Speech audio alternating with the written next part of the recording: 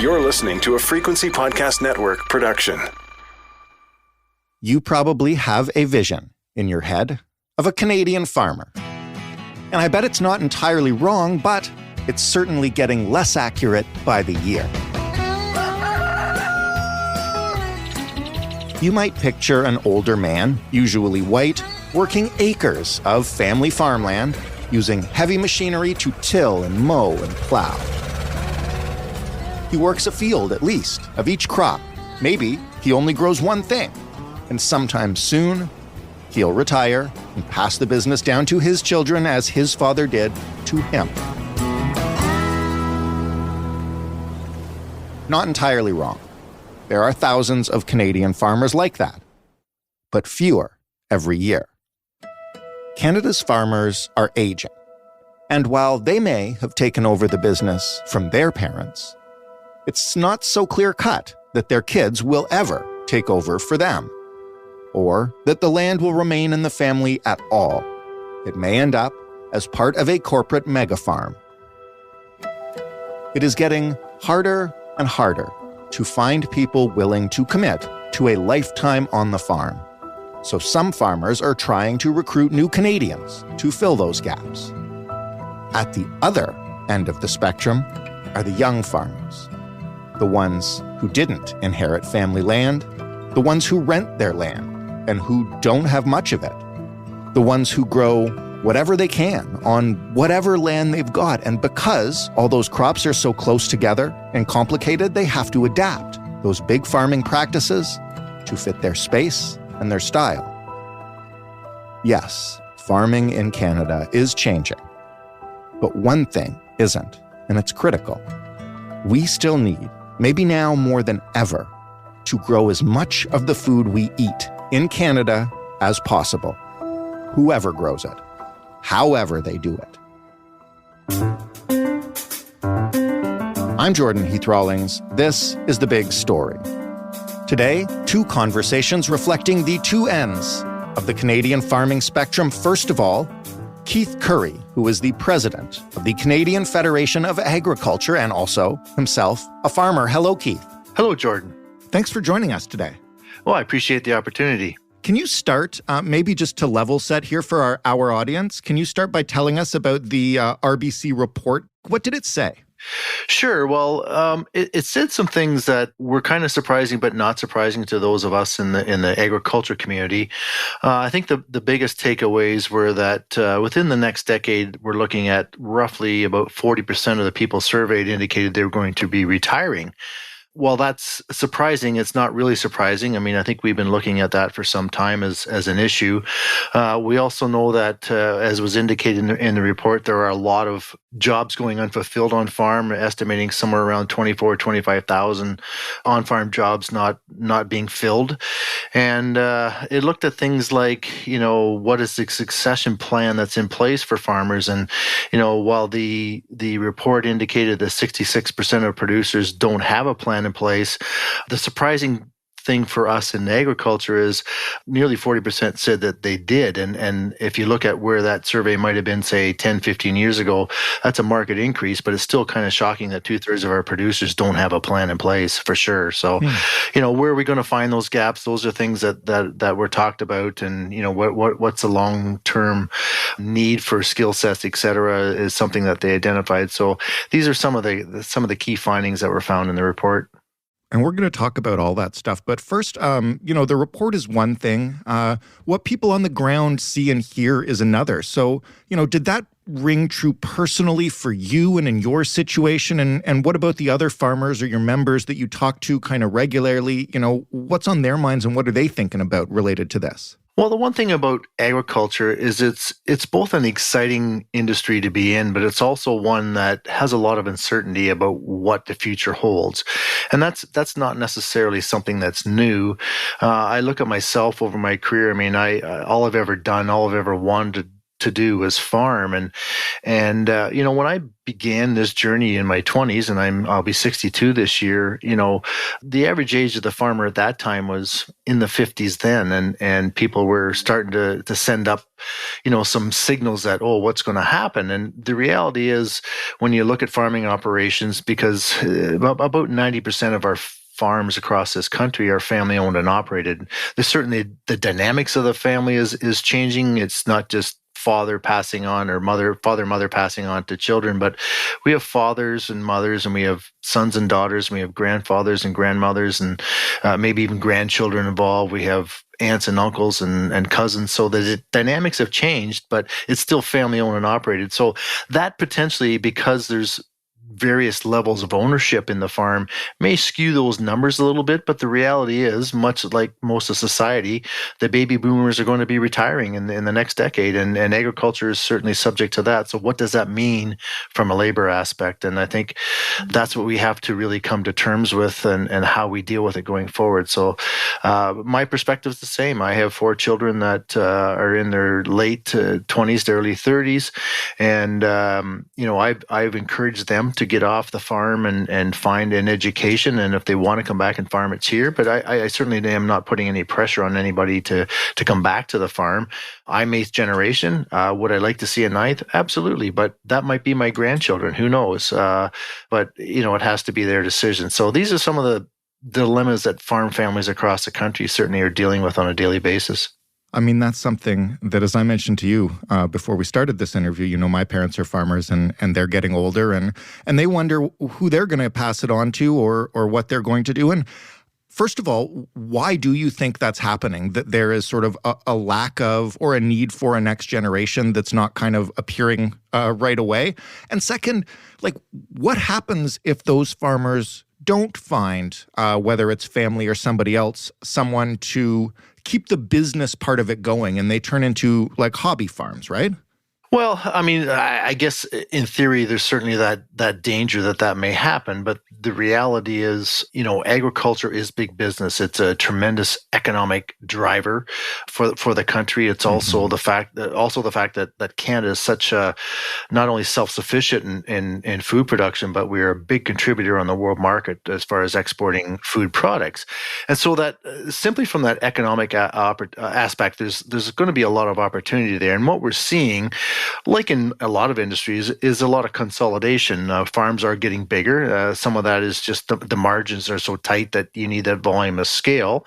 And for those people that maybe not wanting to exit the farming operation and don't have anyone, either a neighbor or a family member to pass the farm on to, it goes up for sale, and other farmers will purchase those operations.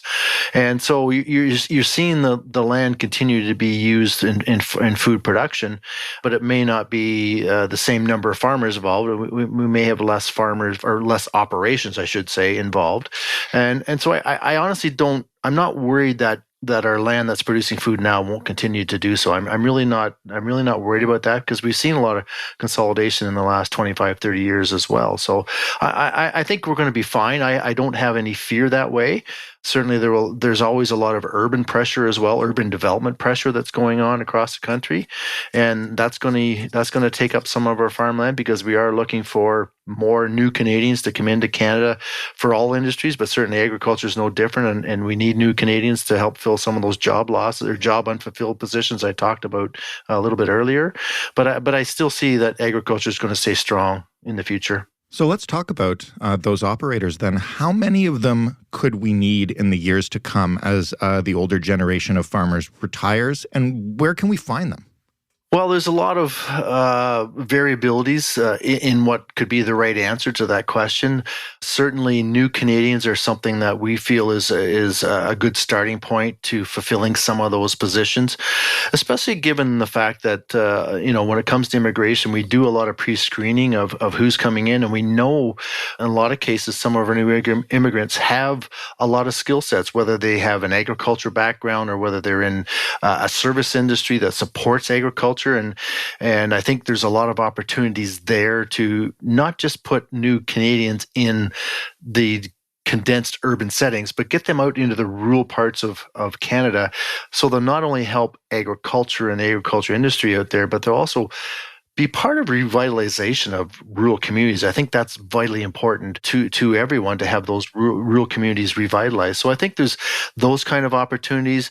Educating people about the opportunities that are in agriculture, are in working in agriculture. And yes, there's the on-farm stuff that's obvious, but we become very technologically advanced. We have more technologies in our tractors right now than you see in planes flying around the sky. People just don't understand it. And there are sensors and there's robots and there's all kinds of these types of technological advancements. And, you give them to me, I can run them, but don't ask me to fix them or don't ask me to write software for them. So where are the people coming to do that kind of work for us? Where are the next round of equipment mechanics? We're the next veterinarians. We are not just thousands of dollars of business now. We're tens and hundreds of millions of dollars in business. So where's our financial advisors and accountants and our bankers? Where's that aspect coming from? And where are all the researchers that we need for livestock genetics, for plant genetics, the crop advisors that we need for growing our crops? So there's a lot of opportunities in the agriculture industry that I don't think people are aware of. So how do we get into the high schools and the post-secondary school facilities to make sure people are aware when they graduate, here's a job for you that you might like? Even poaching from current people in current careers where they might not understand the opportunities in agriculture. A prime example, when we were going through the whole COVID process in the early days, at that time I was still president of the Ontario Federation of Agriculture, and I worked very closely with people in the tourism industry. There was a lot of skill within the tourism industry that suddenly found themselves out of a job, and we're saying, hey, agriculture is still working and agriculture needs you. So can we find alliances there with like industries that have like skill sets? And so there's all kinds of opportunities to encourage people to come into the business. We just need to make sure that there's that awareness piece there. This is something that people in the younger generations, like you said, maybe just don't understand because they have this image of a farmer, hoeing the fields and hanging out at a red painted barn and et cetera, et cetera. And even in the last 10, 15 years, things have gone way beyond that. Can you walk us through a couple of them?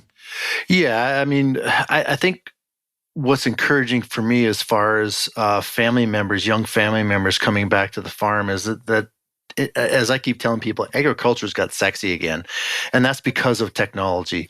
I am lost without my smartphone, as are most farmers these days, whether it's simple things like predicting weather and using various types of weather apps to understand what you're going to do that day or that week or how your planning process goes for your farm operation, to when I'm going out to plant my fields, for example, I have what's called variable rate fertilizer. So I base that software practice of varying the amount and the types of fertilizer in my field based on the soil samples that I took. I might have taken tissue samples from the plants from the previous year. I use a technology that will map the yield. I combine all those factors together, and I base that on the type of crop I'm growing, what varieties I'm growing, and I can vary not only the types of seed in the field while I'm planting, but I also can vary the fertilizer that I'm planting. But I need the science behind it to in order to make it work, whether that's the actual science for the plant itself, whether that's the science of the soil that the plant's going into, whether that's the science of the technology that I'm using to accomplish the application. And you can look at greenhouses and how modern they are today, with virtually most of them not even using soil anymore. That's how advanced the science is in what they're doing there with genetics and with hydroponics, et cetera. Or whether you look at various robots in different livestock barns. Dairy's a prime example where majority of barns now that are going and use robotic milkers that they can monitor the cattle coming through. Not only did the animal come in to get milked, what time it got milked, what was the temperature of the animal, how much milk did it produce, what was the protein source, what kind of feed did it get, what kind of feed does it need? Do I detect an increase in temperature indicating the animal may not be feeling well? All these kinds of things, and that needs science behind it. So connectivity in general is a big thing, and it's kind of what we're lacking in rural Canada, but it's kind of what we need to go forward. So there's a lot of opportunities there.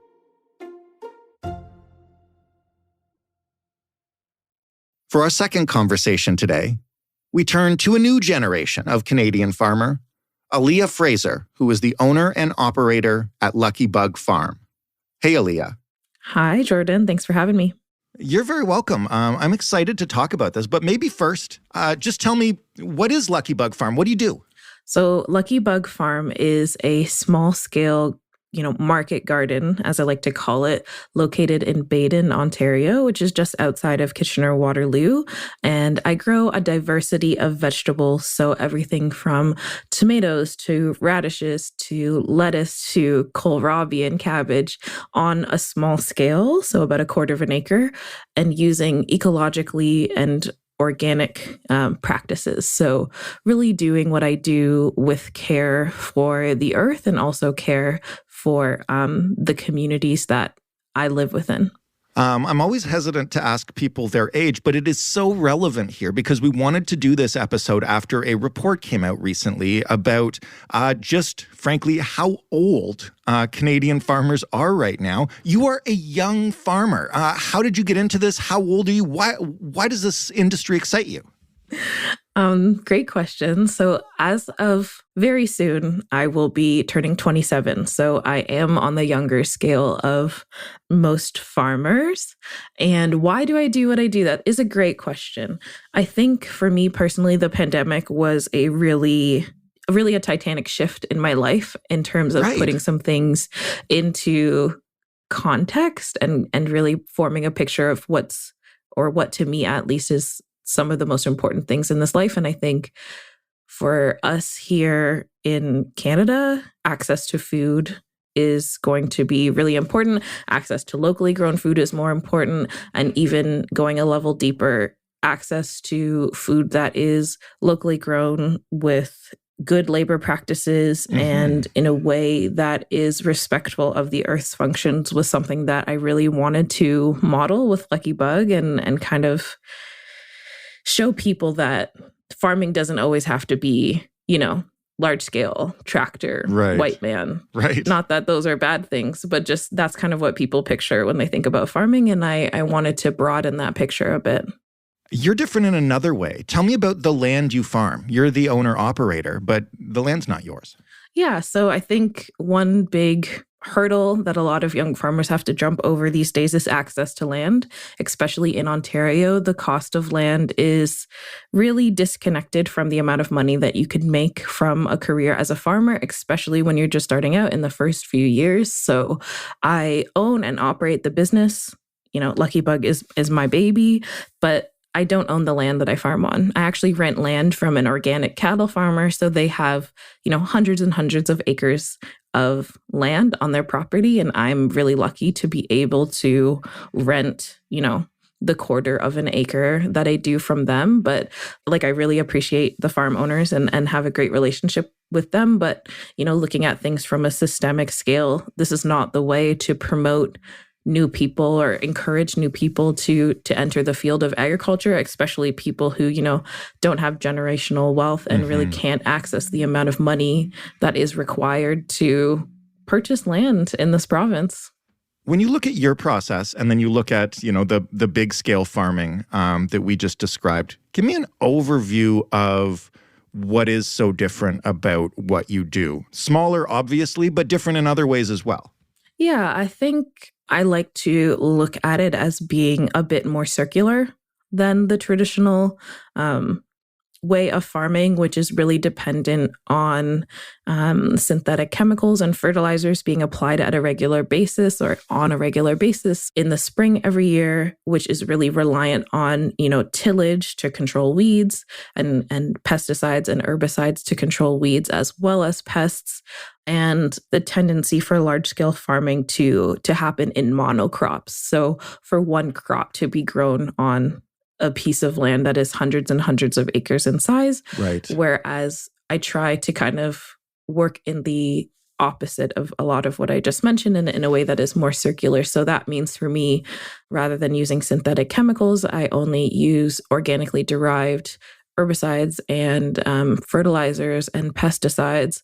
I use compost as my most regular soil amendment. I grow a variety of crops. And in addition to growing a variety of crops, I also grow and plant, pollinators and other beneficial flowers and herbs so that I'm not just, attracting pests, but also attracting beneficial insects and pollinators to encourage just a diversity of life on the farm that I am able to grow on.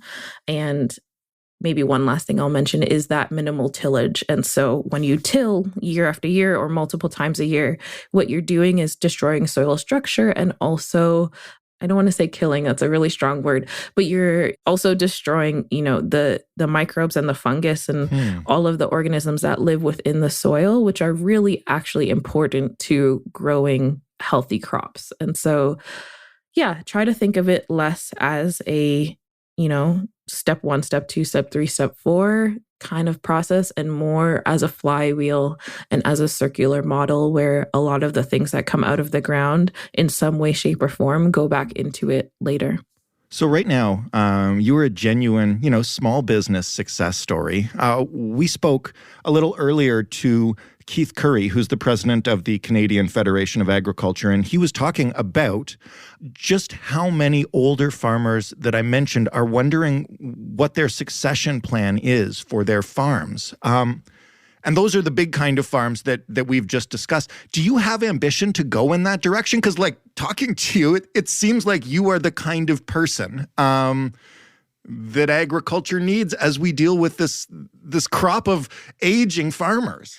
Yeah, I do think that there are so many farmers like me, young, maybe a bit inexperienced, maybe have a ton of experience in agriculture, who are looking for land and who are looking for land to grow on. I think the limiting factor, like I mentioned, is the cost of that land. And for a lot of farmers, selling the land at market rate, which is quite high, is their retirement plan. And so it's a really difficult position to be in to obviously, they deserve to live a comfortable life, but also it's important to have young farmers have access to land. Mm-hmm. So I don't have any solutions for that, but I do think it's important that people kind of recognize the conundrum and kind of the catch-22 that we're in. This is something that governments ideally would address through policy change. And I think that is really important, especially in Ontario, but also across the country, because the high cost of land is not just a problem that is happening in Ontario. In terms of my personal ambitions, I don't always want to stay small. I would like to grow the business. I would like to have more land than just a quarter of an acre at some point.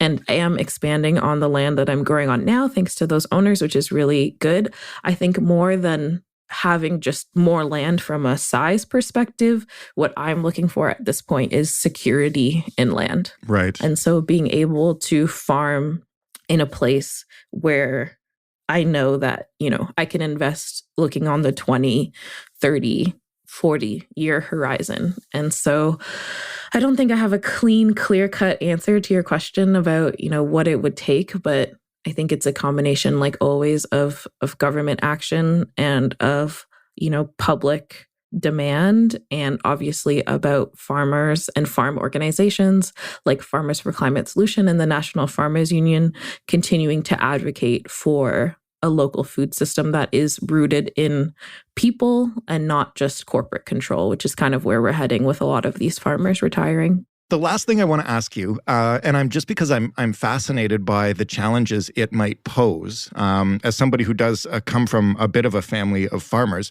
all the stuff that you mentioned when describing what makes your business and your farm unique. If you got the chance to own some land and really expand that, how do you expand something with those kind of practices to make it a large-scale operation? Is that possible? What kind of challenges would you face? Oh, it's definitely possible. This is only my third growing season. And so you really get one crack at it every single year. Right. And you learn what you can and you try and implement that the next season. So it's a slow building process, I think, to be sustainable.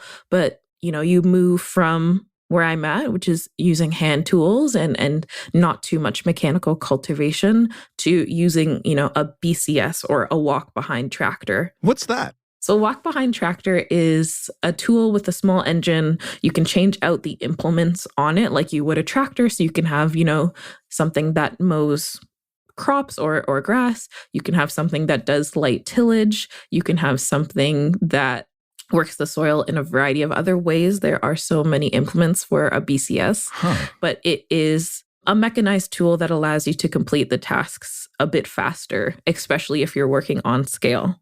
And then you move up to tractor scale, the tractors that you envision and kind of think about when you think about farming. You can grow ecologically on scale. It doesn't have to be just a small scale endeavor. I am just down the road from a farmer who has been farming on the same land that she's been on for 15 years. Her community supported agriculture program, which means, people pay upfront and then get veggies throughout the year, is grown to over 300 people. And there are a couple of other farms in and around where I live and grow that are bigger than me at various scales. And so I think scaling up slowly is definitely possible and something that I'm interested in. I just know that I want to learn as much as I can on the small scale before I kind of commit to growing acres and acres of crops. Aliyah, thank you so much for this. It's a fascinating glimpse into the kind of farming, like you mentioned, I don't think many people see in Canada. So thanks again. Thanks for having me. And I really appreciate the opportunity to talk about what I do and talk about Lucky Bug and, again, broaden people's perspective of what agriculture can look like in this country. That was Aliyah Fraser of Lucky Bug Farm and Keith Currie, president of the Canadian Federation of Agriculture. And that was The Big Story. For more, you can head to thebigstorypodcast.ca. You can find us on Twitter at TheBigStoryFPN. You can talk to us anytime by emailing hello@thebigstorypodcast.ca. The Big Story is available wherever you get your podcasts, and we would love it if you like one of our episodes to share it with a friend who may not have heard of us. That's how we grow. Thanks for listening. I'm Jordan Heath Rawlings. We'll talk tomorrow.